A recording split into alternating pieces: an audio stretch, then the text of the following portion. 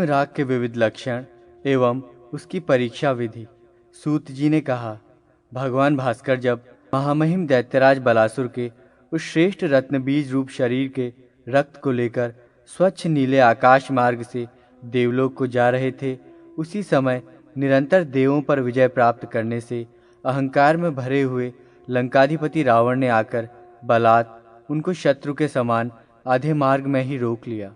भयवश सूर्य ने बलासुर के रत्नबीज रूपी रक्त को लंका देश की एक श्रेष्ठ नदी के जल में छोड़ दिया, जो उस देश की सुंदर रमणियों के कांतिमय नितंबों की प्रतिच्छाया से झिलमिलाते हुए अगाध जल से परिपूर्ण तथा सुपारी की वृक्ष पंक्तियों से आच्छादित अपने दोनों तटों से सुशोभित हो रही थी। गंगा के समान पवित्र एवं उत्तम फलों को प्रदान करने में सक्षम उस नदी का नाम रावण गंगा प्रसिद्ध हो गया। बलासुर के रत्नबीज रूपी रक्त के गिरने से उस नदी के तट पर उसी समय से रात्रि में रत्न राशियां स्वयं आकर एकत्र होने लगी। अतएव नदी का अंतभाग एवं बाह्य भाग सैकड़ों स्वर्ण बाणों के समान अपनी प्रभा को बिखेरने में समर्थ रत्नों से प्रतिभासित होने लगा। उस रावण गंगा के दोनों तट सदैव रत्नों की उज्ज्वल प्रभा से सुशोभित रहते हैं। उसके जल में उत्पन्न पद्मराग नामक रत्न सौगंधिक, कुरुविंदज रत्न विशेष तथा स्फटिक रत्नों के प्रधान गुणों को धारण करते हैं। उनका स्वरूप बंदूक पुष्प, गुंजाफल, वीर बटुही कीट तथा जवा कुसुम और अष्टक कुमकुम के वर्णों की कांतियों में सुशोभित रहता है। कुछ पद्मराग दाडिम बीज की आभा से संपन्न तथा कुछ किंशुक पलाश पुष्प के समान रक्तवर्ण की कांति से युक्त रहते हैं। सिंदूर, रक्तकमल, नीलोत्पल, कुमकुम और लाक्षारस के समान रंग वाले भी पद्मराग होते हैं। गहरा वर्ण होने पर भी उन पद्मराग रत्नों में स्फुरित शोभा संपन्न कांतियां सुंदर आभा को फैलाती रहती हैं। स्फटिक से उद्भूत पद्मराग सूर्य की किरणों से संपृक्त होकर अपनी रश्मियों के द्वारा दूर रहते हुए भी पार्श्व भोगों को अनुरंजित करते हैं। कुछ रत्न कुसुम्भवर्ण एवं नीलवर्ण की मिश्रित आभा से संपन्न रहते हैं, तो कुछ रत्नों का वर्ण नए विकसित कमल के सदृश शोभा को धारण करता है। कुछ रत्न भल्लंतक तथा कंटकारी पुष्प के समान कांति प्राप्त करने वाले हैं और कुछ रत्न हिंगुल अर्थात हींग वृक्ष के पुष्पों की शोभा से सुशोभित रहते हैं। कतिपय रत्नों का वर्ण चकोर, पुंसकोकिल तथा सारस पक्षियों के नेत्रों के समान होता है। कुछ रत्न कुमुद पुष्प के सदृश होते हैं। प्रायः गुण प्रभाव, शारीरिक काठिन्य एवं गुरुत्व में स्फटिक उपदूत पद्मराग मणियां समान होती हैं। सौगंधिक मणियों से प्रादुर्भूत पद्मराग मणि का वर्ण नीले और लाल कमल के समान होता है। कुरुविंदक से उत्पन्न पद्मराग मणियों में वैसी आभा नहीं होती है जैसी आभा स्फटिक से उद्भूत पद्मराग मणियों में रहती है। अधिकांश मणियों में प्रभा अंतर्निहित होती है, फिर भी वे अपनी समस्त पूंजीभूत रश्मि प्रभावों से लोगों पर अपना अत्यधिक प्रभाव डालती हैं। उस रावण गंगा में जो भी कुरुविंदक रत्न पाए जाते हैं वे सभी सघन, रक्ताभ वर्ण तथा स्फटिक प्रभा वाले होते हैं। उन रत्नों की वर्ण समानता को प्राप्त करने वाले अन्य रत्न आंध्रादिक किसी दूसरे देश में दुर्लभ हैं। उन स्थानों में जो भी कुरुविंदक रत्न प्राप्त होते हैं उनका मूल्य इस रावण गंगा नदी से प्राप्त रत्नों की अपेक्षा बहुत ही कम होता है। उसी प्रकार यहाँ पर उत्पन्न स्फटिक मणियों से प्रादुर्भूत पद्मराग की समानता में तुम्बुरु देश से प्राप्त होने वाली मणियों का भी मूल्य कम ही माना गया है। वर्णाधिक्य, गुरुता, स्निग्धता, समता, निर्मलता, पारदर्शिता, तेजस्विता एवं महत्ता श्रेष्ठ मणियों का गुण है। जिन मणियों में करकराहट, छिद्र, मल, प्रभाहीनता, परशता तथा वर्णविहीनता होती है वे सभी जातीय गुणों के रहने पर प्रशस्त नहीं मानी जाती। यदि अज्ञानतावश कोई मनुष्य ऐसी दोषयुक्त मणियों को धारण कर लेता है तो उनके कुप्रभाव से उत्पन्न शोक, चिंता, रोग, मृत्यु तथा धन नाश आदि आपदाएं उसको घेर लेती हैं। पूर्व कथित श्रेष्ठ मणियों की तुलना में अत्यधिक सौंदर्य संपन्न एवं उनके प्रतिरूप होने पर भी 5 जातियों की मणियों को विजातीय माना गया है, जिनका परीक्षण विद्वान पुरुष को प्रयत्नपूर्वक करना चाहिए। कलशपुर, सिंघल, तुम्बुरु, मुक्तपाणी तथा श्रीपूर्णक में उत्पन्न पद्मराग को रावण गंगा से प्राप्त शुभप्रद पद्मराग माणियों से सादृश्य होने पर भी वे विजातीय ही माने गए हैं। तुष का सदृश मलिन वर्ण का होने से कलशपुर, अल्प ताम्रवर्ण के कारण तुम्बुरु देश, कृष्ण वर्ण के रहने से सिंघल, नीलवर्ण के होने से मुक्त तथा कांतिविहीन होने से श्रीपूर्णक की मणियों में रावण गंगा की मणियों की अपेक्षा विजातीय रूप होने से ही भेद स्पष्ट होता है। जो पद्मराग ताम्रिका गुंजा के वर्ण को धारण करता है, तुष बहेड़ा के समान मध्य में पूर्णता से युक्त गोलाकार होता है तथा स्नेह से प्रदिग्ध स्वभावतः स्नेहिल होता है और अत्यंत घिसने के कारण कांतिविहीन हो जाता है। मस्तक संघर्षण अथवा हाथों की अंगुलियों के स्पर्श से जिसके पार्श्व भाग काले हो जाते हैं, हाथ में लेकर बार बार ऊपर की ओर उछालने पर जो मणि प्रत्येक बार एक ही वर्ण को धारण करती है, वो सभी गुणों से युक्त होती है। समान प्रमाण, समान जाति अथवा गुरुत्व धर्म से दो वस्तुओं में तुलना होती है। अतः विशेष रत्नाकर से प्राप्त रत्नों की स्वजाति का निर्धारण गुरुत्व और गुण धर्म के अनुसार विद्वान व्यक्ति को करना चाहिए। यदि उनमें संदेह उत्पन्न हो जाए तो उनको शाण पर चढ़ाकर खरीदना चाहिए। वज्र या कुरुविंदक रत्न को छोड़कर अन्य किसी भी रत्न के द्वारा पद्मराग एवं इंद्रनील मणि में चिन्ह विशेष टंकित नहीं किया जा सकता है। जाति विशेष में उत्पन्न सभी मणियां विजातीय नहीं होती हैं। उनका वर्ण समान होता है, फिर भी उनके पृथक्करण के लिए उनमें विभिन्न भेद बताए गए हैं। गुणयुक्त मणि के साथ गुणरहित मणि को धारण नहीं करना चाहिए। विद्वान पुरुष को कौस्तुभ मणि के साथ विजातीय मणि को धारण नहीं करना चाहिए, क्योंकि अनेक गुणों से संपन्न मणियों को एक ही विजातीय मणि नष्ट करने में समर्थ होती है। शत्रुओं के बीच निवास करने तथा प्रमाद वृत्ति में आसक्त रहने पर भी विशुद्ध महागुण संपन्न पद्मराग मणि का स्वामी होने से किसी भी व्यक्ति को आपदाएं स्पर्श तक नहीं कर सकती। जो गुणों से परिपूर्ण तेजस्वी सुंदर वर्ण वाले पद्मराग मणि को धारण करता है, उसके समीप में उपस्थित होकर दोष संसर्ग जनित उपद्रव कोई कष्ट देने में अपने को सक्षम नहीं कर पाते हैं।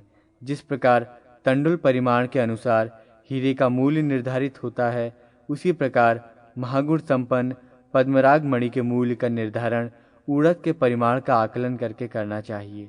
जो मणि या रत्न उत्तम वर्ण एवं श्रेष्ठ कांतियों से संपन्न रहते हैं, उन्हीं को प्रशस्त माना जाता है।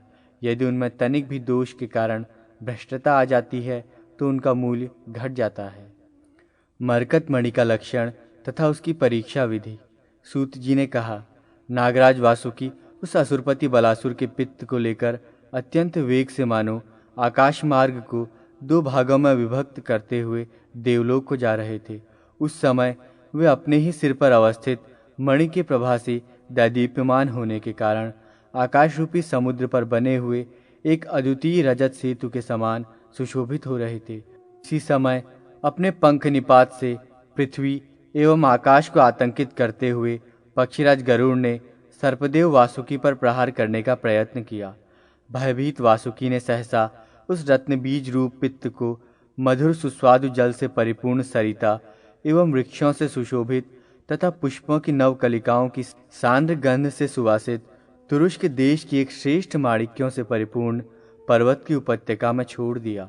वो पित्त उस पर्वत से निकलने वाले जल प्रपात के समान ही था। अतः उसी की जलधारा के साथ बहता हुआ वो पित्त भगवती महालक्ष्मी के समीप में स्थित उनके श्रेष्ठ भवन अर्थात समुद्र को प्राप्त करके उसकी तटवर्ती भूमि के समीप मरकत मणियों का खजाना बन गया।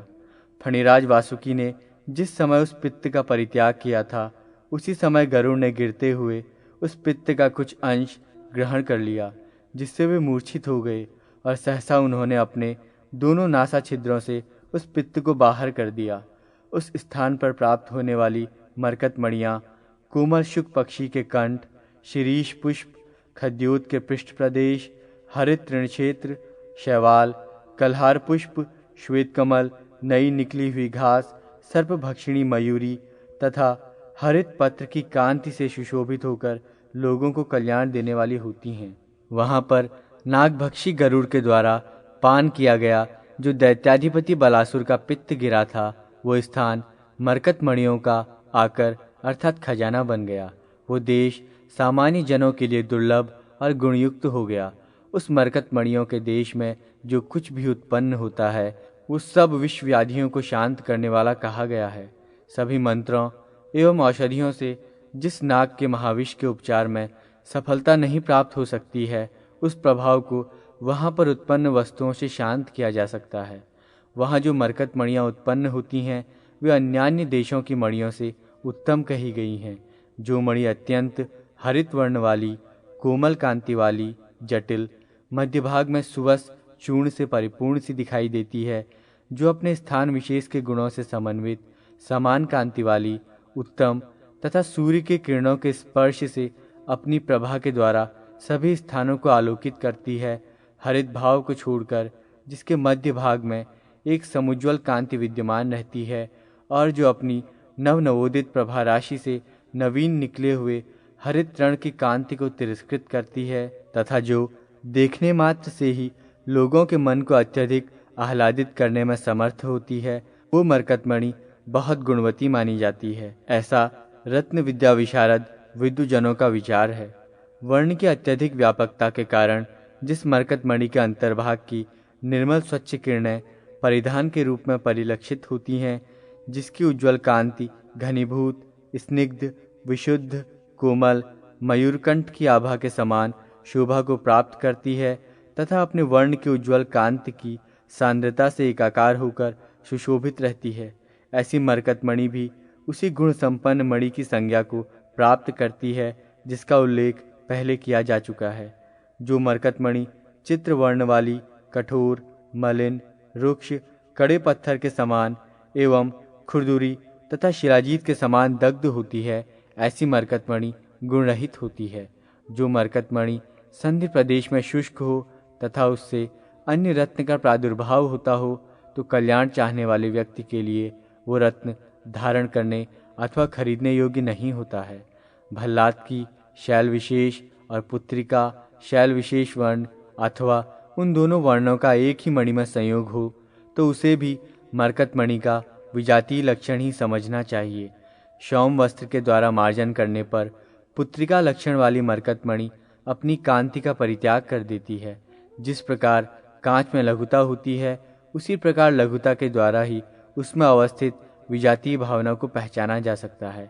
अनेक प्रकार के रूप या गुण अथवा वर्ण के द्वारा मरकतमणि का अनुगमन करने वाली मणियाँ भल्लादकी की शब्द ध्वनि से विपरीत वर्ण को प्राप्त होती हैं। जो हीरे मोती विजातीय होते हैं, यदि वे किसी रत्नौषधि विशेष के लेप्य पदार्थ से रहित हैं, तो उनके वर्णों की प्रभा ऊर्ध्वगामिनी होती है। ऋजुता के कारण किन्हीं मणियों में ऊर्ध्वगामिनी प्रभा दिख सकती है, किंतु तिर्यक दृष्टि से उनका अवलोकन करने से उनकी वो प्रभा शीघ्र ही नष्ट हो जाती है। स्नान, आचमन, जप तथा रक्षामंत्र की क्रियाविधि में गौ सुवर्ण का दान देते हुए और अन्यान्य प्रकार की साधना करते समय, देव, पितृ, अतिथि तथा गुरु की पूजा के समय विष से उत्पन्न विविध दोषों से पीड़ित होने पर संग्राम में विचरण करते हुए दोषों से हीन और गुणों से युक्त सोने के सूत्र में पिरोए उस मरकत को विद्वानों के द्वारा धारण किया जाना चाहिए। सामान्यतः पद्मराग मणि का तौल के अनुसार जो मूल्य होता है, उस मूल्य की अपेक्षा सर्वगुण संपन्न मरकत मणि का मूल्य अधिक होता है। जिस प्रकार दोष रहने पर पद्मराग मणियों का मूल्य न्यून हो जाता है, उसी प्रकार दोष संपन्न होने पर मरकत मणियों के मूल्य में भी अत्यधिक न्यूनता आ जाती है। इंद्रनील मणि का लक्षण तथा उसकी परीक्षा विधि। सूत जी ने पुनः कहा, जिस स्थान पर सिंहल देश की रमणियाँ अपने कर पल्लव के अग्रभाग से नवीन लवली कुसुम तथा प्रवाल का चयन कर रही थी, वहाँ पर उस बलासुर के विकसित कमल सदृश शोभा संपन्न दोनों नेत्र आकर गिर पड़े। समुद्र की वो कछार भूमि रत्न के समान चमकने वाले नेत्रों की प्रभा तरंगों से सुशोभित होकर एक विशाल क्षेत्र में फैली हुई थी। वहीं पर विकसित केतकी नामक पुष्पों के वनों की शोभा को फैलाने में प्रतिक्षण लगी रहने वाली इंद्रनील मणियों की एक भूमि है। उस वनस्थली पर अवस्थित पर्वत की जो कर्णिका भूमि है, उसमें प्रादुर्भूत होने वाली वे मरकत मणियाँ नील कमल सदृश कृष्ण एवं हलधर बलराम के द्वारा धारण किए जाने वाले पीत और नील वर्ण की आभा से संपन्न है। काले भ्रमर के समान है। शांग धनुष से सुशोभित स्कंद प्रदेश वाले भगवान विष्णु की कांति से युक्त हैं तथा भगवान शिव के कंठ के समान नीलवर्ण और नवीन कषाय पुष्पों के समान आभा वाली हैं। उन मणियों में कोई स्वच्छ तरंगायित जल के समान, कोई मयूर के समान, कोई नीली रस के समान, कोई जल बुदबुद के समान और कोई मणि मदमस्त कोकिल पक्षी के कंठ की प्रभा से आभासित रहती है। उन सभी मणियों में एक प्रकार की ही निर्मलता तथा प्रभा शक्ति की भास्वरता विद्यमान रहती है। उस पर्वत के रत्न गर्भ से प्राप्त होने वाली मणियों में इंद्रनील मणि नाम के रत्न अत्यधिक गुणशाली होते हैं। जिन मणियों में मिट्टी, पत्थर, छिद्र और करकराहट की ध्वनि तथा नील गगन पर आच्छादित सघन मेघछाया की आभा रहती है, वे वर्ण दोष से दूषित मानी जाती हैं, किंतु वहाँ पर वे ही इंद्रनील मणियाँ अत्यधिक उत्पन्न होती हैं जिनकी प्रशंसा रत्नशास्त्र के सुविज्ञ जनों के द्वारा की जाती है। धारण करने योग्य पद्मराग मणि में जो गुण दिखाई देते हैं, मनुष्य इंद्रनील मणि को धारण करके उसमें उन सभी गुणों को प्राप्त कर सकता है। जिस प्रकार पद्मराग मणियों की 3 जातियां हैं, उसी प्रकार सामान्य रूप से इंद्रनील मणियों में भी 3 जातियां देखी जा सकती हैं। जिन उपायों के द्वारा पद्मराग मणि का परीक्षण किया जाता है, उन्हीं उपायों से इंद्रनील मणि का भी परीक्षण होता है। पद्मराग मणि को उपयोग योग्य बनाने के लिए जितनी अग्नि के साथ उसका सन्निधान अपेक्षित है, उसकी अपेक्षा अधिक अग्नि का सन्निधान इंद्रनील मणि के साथ होना चाहिए। तब भी परीक्षण अथवा गुणों की अभिवृद्धि के लिए किसी भी प्रकार की मणि को अग्नि में डालकर संतप्त नहीं करना चाहिए। अज्ञानतावश भी यदि कोई ऐसा करता है तो अग्नि की सम्यक मात्रा के परिज्ञान से रहित प्रदाह में जलाने के कारण उत्पन्न दोषों से प्रदूषित वो मणि ऐसा कृत्य करने वाले कर्ता एवं कारिता करवाने वाले दोनों के लिए अनिष्टकारी होती है। कांच, उत्पल, करवीर, स्फटिक एवं वैदूर्य आदि मणियाँ इंद्रनील मणि के सदृश होने पर भी रत्न विशेषज्ञों के अनुसार विजातीय ही मानी जाती हैं। अतएव इन उक्त सभी मणियों के गुरुत्व एवं काठिन्य धर्म की अवश्य परीक्षा लेनी चाहिए। जिस प्रकार कोई इंद्रनील मणि ताम्रवर्ण को धारण कर लेती है, उसी प्रकार ताम्रवर्ण वाले करवीर तथा उत्पल नामक दोनों मणियों की भी रक्षा करनी चाहिए। जिस इंद्रनील मणि के मध्य इंद्रायुध की प्रभा अवभासित होती रहती है, उस इंद्रनील मणि को पृथ्वी पर अत्यंत दुर्लभ एवं अत्यधिक मूल्य वाली कहा गया है। 100 गुना अधिक परिमाण वाले दूध में रखने पर भी जिसकी सांद्रवर्ण की कांति से वो दूध स्वयं नीलवर्ण का हो जाता है, उसी को महानीलमणि कहते हैं। जिस प्रकार माशादी से की गई तौल के द्वारा महागुणशाली पद्मराग मणि का मूल्य निर्धारित किया जाता है, उसी प्रकार सुवर्ण परिमाण 80 रत्ती की तौल से महागुणशाली इंद्रनील मणि का मूल्य निर्धारित होता है।